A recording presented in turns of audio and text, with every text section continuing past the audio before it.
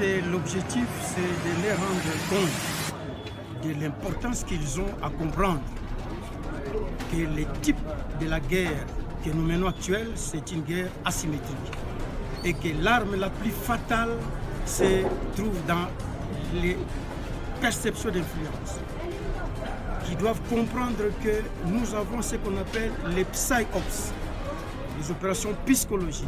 Nous avons ce que nous appelons les info-ops, qui sont malheureusement dans tous les réseaux sociaux. Notre jeunesse est manipulée. Il doit comprendre que tous ces genres d'armes psychologiques, c'est planifié.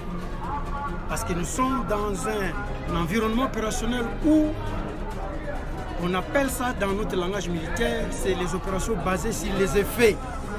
On pousse les gens à agir pour avoir la réaction de l'armée ou de la police pour que les effets qui seront produits et qu'on jette la population sur la rue.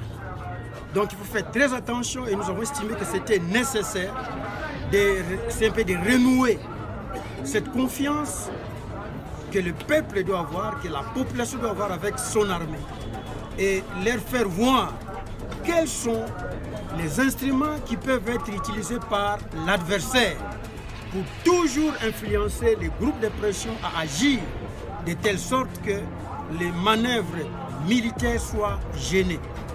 C'était une occasion pour nous de venir faire voir à la jeunesse, surtout aux différents groupes de pression, qui doivent éviter de prêter attention aux actes qui peuvent poser parce que ça risque de constituer une occasion pour permettre à l'ennemi d'entrer dans la ville de Goma.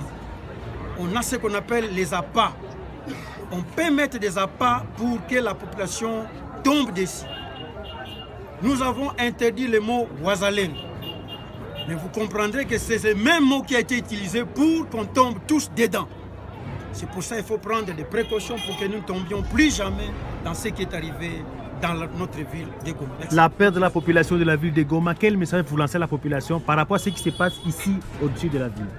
Je lance toujours la confiance et la vigilance. Et surtout de ne pas tomber aux manipulations inutiles. De ne pas tomber à tout ce qui peut aider l'ennemi à pénétrer notre ville. Mais par contre, à réanimer et à aider les task force sécurité participative qui est en marche actuellement pour aider à démanteler il faut comprendre, il y a ce qu'on appelle des cellules dormantes qui sont dans la ville. Et ces cellules dormantes utilisent les groupes de pression pour les pousser dans la rue pour faire des désordres et amener à ce que la police et l'armée soient jetées et que les armes commencent encore à tirer. Et c'est ce que nous devons éviter. Donc je les rappelle à faire confiance à leur armée, d'être sereine. Et je l'ai dit tantôt, qui vivra verra.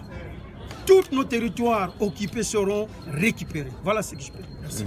Je vous en prie.